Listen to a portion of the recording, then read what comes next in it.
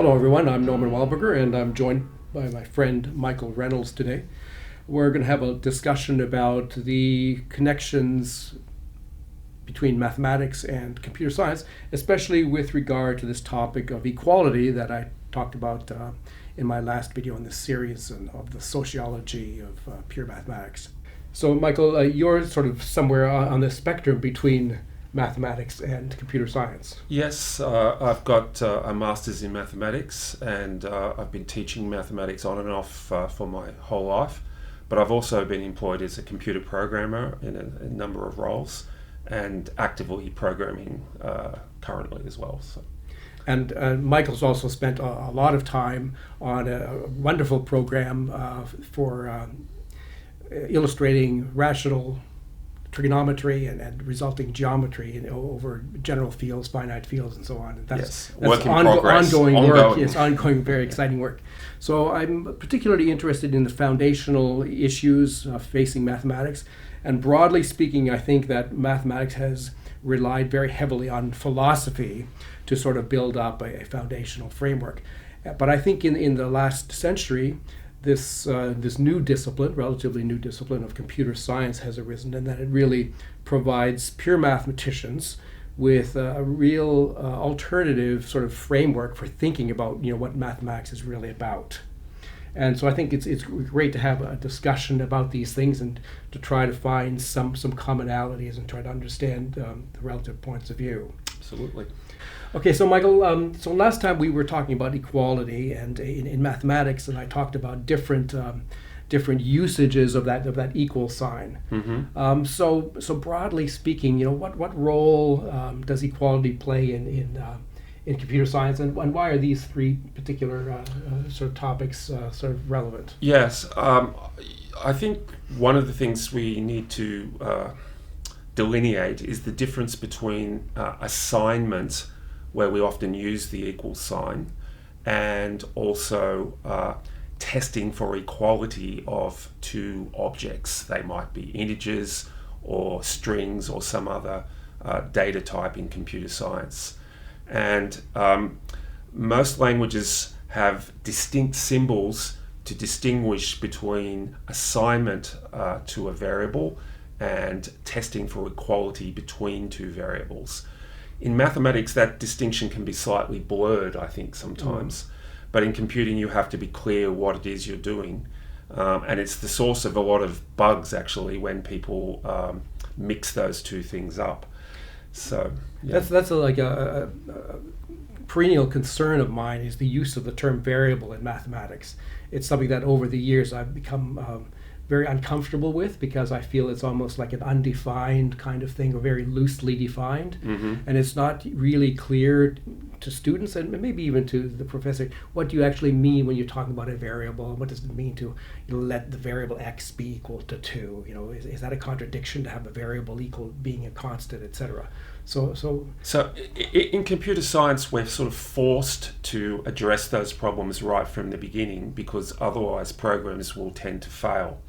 So, for example, we have to distinguish in computer science between the location of where some object is being stored. It might be an integer or a string or something more complicated, but that will be a place in the memory of the computer temporarily, where we allocate space to store that object. And that's quite distinct from the actual value that gets stored at that location. So when we talk about a variable, maybe we call it A or something or other, we've got to be careful to distinguish between the name A, which points to a location, and the actual value that is at that location. And when you say the value, is the type of that value part of the memory location, or are you allowed to put different kinds of objects in there? There are different rules for that in different languages. Some languages are what we call strongly typed. So everything has its own type. What would be an example of such a language? Java or C# languages which are known to be strongly typed. And therefore you have to declare the type of any variable that you're going to introduce into your program.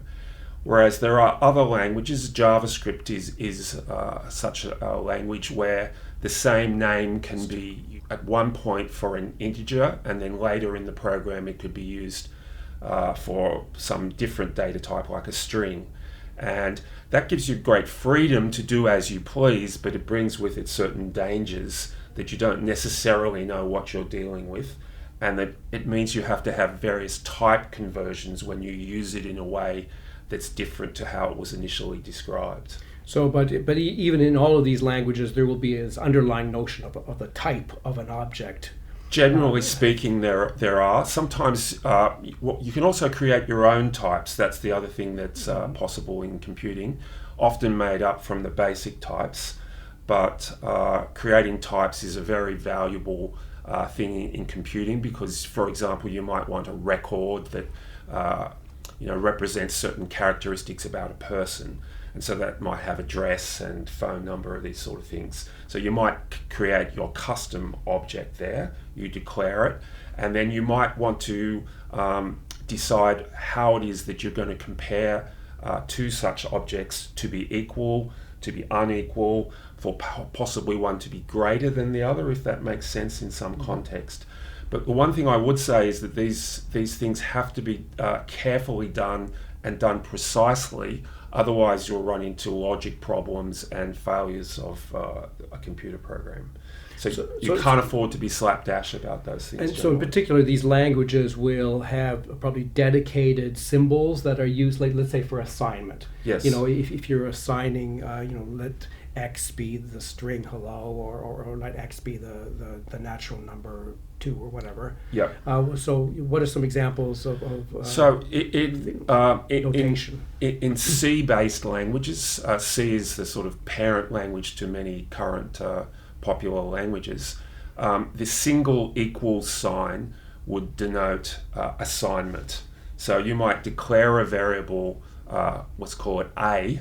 By the way, there are two distinct stages to this: declaring the variable, which reserves memory for it, and giving it a type, like int A. A is going to be declared as an integer, and actually assigning a value to that variable, saying A equals 3. So those are two separate things. Sometimes they're done in the same statement, but they are separate things. And once you have that, you have to distinguish between the name A, which refers to a memory location, and the value of A, which is perhaps 3 or something, or you might say A equals 3, the value that is stored at that location. And it's quite important to be clear whether you're talking about the location or whether you're talking about the value in the location. How does one make that distinction? Well, very often it's the reference value distinction is what it's often called. So the reference is a reference to that location, whereas the value is the actual amount or the value that is in that location currently.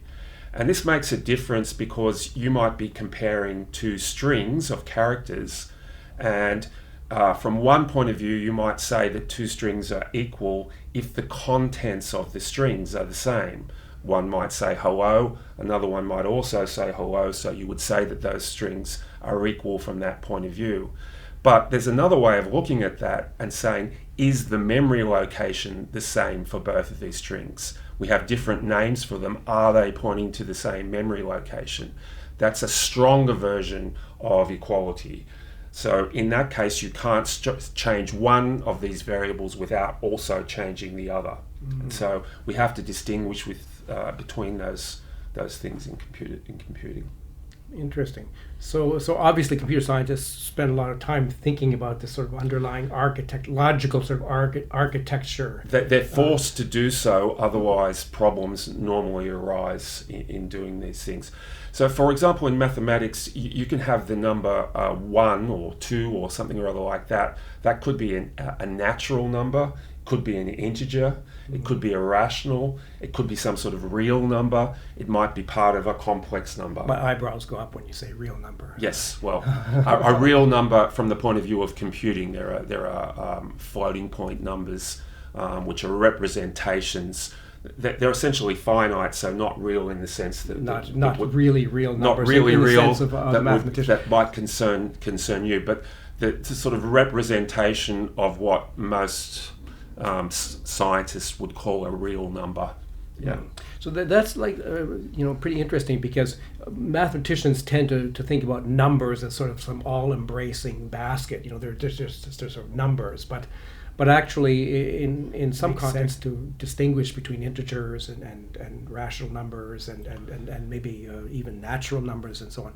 But like when we write 2, it's not entirely clear that 2 could be a natural number, it could be an integer, it could be a fraction. It could be interpreted as a floating point, I suppose. For example, one problem could be overflow of numbers. So if you declare something to be a certain type of integer, it might have, let's say, either 2 or 4 bytes attached to it.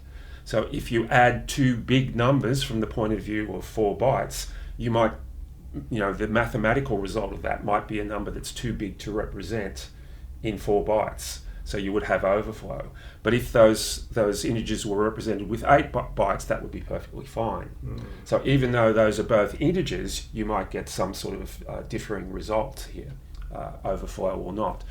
If you were talking about the representation of a floating point number, that sort of computing attempt at getting at the idea of a real number, whatever that might mean, you have issues of both size but also of precision, as how many decimal places can be represented by a particular number. There might be a certain amount of bytes for it with one type of number, greater numbers of bytes with others. Obviously, there has to be some limit to these things, so you're constrained always in some way with the operations that you can do without having overflow or underflow. And what about conversion?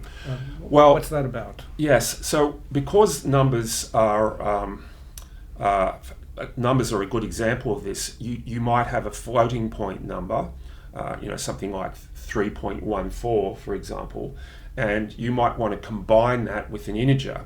Now, normally you either have to specifically convert one of those numbers, or the language that you're using might have some inbuilt conversion rules that default with certain things. But this is the idea of converting from one type to another in order to make an operation possible to occur. Sometimes some of those rules can be problematic, particularly if you don't understand all the intricacies of these sort of things. You might, for example, be able to convert a string to a number as long as the string is well formed in describing a number. If it says 2.34, maybe you can convert that to a number. But if it says 2.AB, that wouldn't make sense and would therefore fail. So this is, I guess, pretty close to what I might call evaluation of a numerical expression. Yes. Like let's say you have 2 plus 5. Is that considered a number, or do you have a category of numerical expression that then is converted or evaluated to get 7? Yeah, so 2 plus 5 would cause an addition to occur to evaluate that. So if a variable was declared and set to be 2 plus 5, it could be that the compiler knows enough about this that it will pre-calculate that for you. But then again, what you might have is something equals one variable plus another, which currently hold the values 2 plus 5.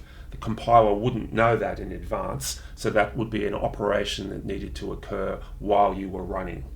And of course, because the compiler doesn't know what those values are, there's the potential for overflow, for example, in those circumstances. The other thing I should mention, these conversions are problematic from the point of view of equality, because if there are some inbuilt conversion defaults in your language, you might find that two things that you wouldn't normally think to be equal are considered equal, equally, you might find two things that you would expect to be equal aren't equal from a certain point of view, depending on the conversion rules. What if there's some kind of problem with the expression? Like maybe you're inadvertently dividing by zero, or doing some other unallowed operation. So normally that's a cause of many bugs. So whenever you do something dangerous like dividing by zero, technically what you should do is check first to see that the thing you're dividing by is not zero. These things fall through the cracks, and they're a cause of programs failing quite often. But there are other things that can go wrong here. Uninitialized variables that you're trying to use before that they've been initialized. And what does it mean to initialize a variable? So a location has been given for memory location for that variable, but you haven't yet decided to put a value there. Have you decided a type? Is that part of the initialization? In typed languages, yes. And some languages will cause a default value to be put there, normally as 0 for an integer, or if it's a string, an empty string or something or other like that. Other languages are more unpredictable, that you can't make any assumptions about what they would be initially. So you actually need to initialize them yourself. But the point can be that you can try to use a variable before it's been initialized. And normally compilers these days will pick up on that and warn you that you're doing that or forbid you from doing so. But it's possible that there's also a distinction between not yet initializing a variable and that variable in some sense being null here. So particularly in databases, sometimes a value for a particular person's records in a database might purposefully be null. For example, it might refer to my daughter. I don't have a daughter, so there might be a null field there.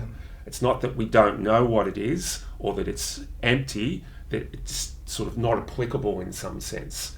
So there are these issues as well. What do you do with null values or uninitialized values, particularly when you compare things? If they're both uninitialized or if they're both null, does it make sense to say that they're equal in some sense or unequal? Yeah.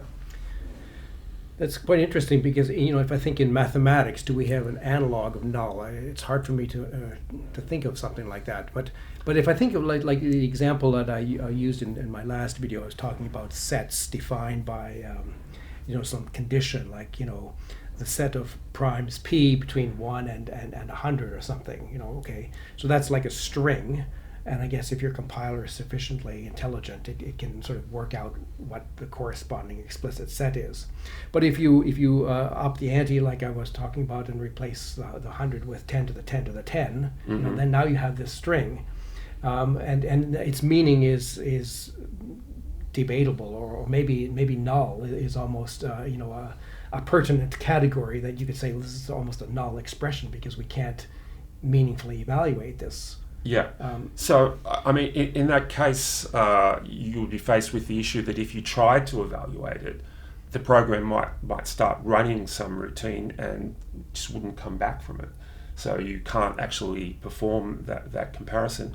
Another thing I'm reminded of in your excellent book on rational trigonometry, divine proportions, you made if I remember correctly, you made a convention about that if certain things occurred, it was an empty statement, as a statement not to be evaluated. Typically when there's a potential denominator to be zero. Yes, so to save the problem of always checking to see if that might be true, there's a convention that if that occurs, well, there's sort of no statement to be made.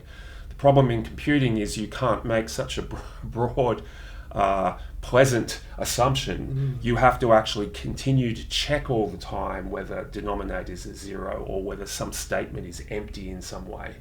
And so you're forced to think and construct more carefully around those things. This is not a criticism of what you did. It's a normal thing in mathematics to simplify things.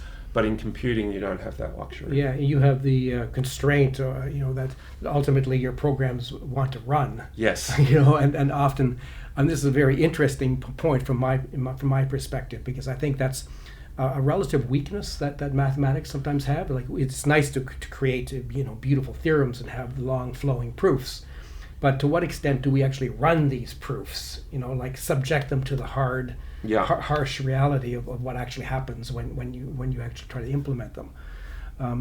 I would say also that when you try to implement things, you suddenly realize issues with mathematics that can be sort of conveniently dealt with by some sort of convention that we know what we mean when we say such a thing. Mm-hmm. For example, when you're rotating angles and things like that and trying to do that in a computer program, sometimes you'll have unexpected behavior because you get a reflex angle or a negative angle or something or other like that, and you would expect it to behave this way because that's the mathematical convention, but the way you've set it up in the program, you get unexpected behavior. That can happen too. Well, I think, Michael, it's clear that we could talk a lot about interesting relations between these subjects, and I think really we should think about having further conversations in this direction. Be happy to do so. Excellent. Well, thanks for coming on and My giving us pleasure. your opinions and knowledge. Okay. Thanks.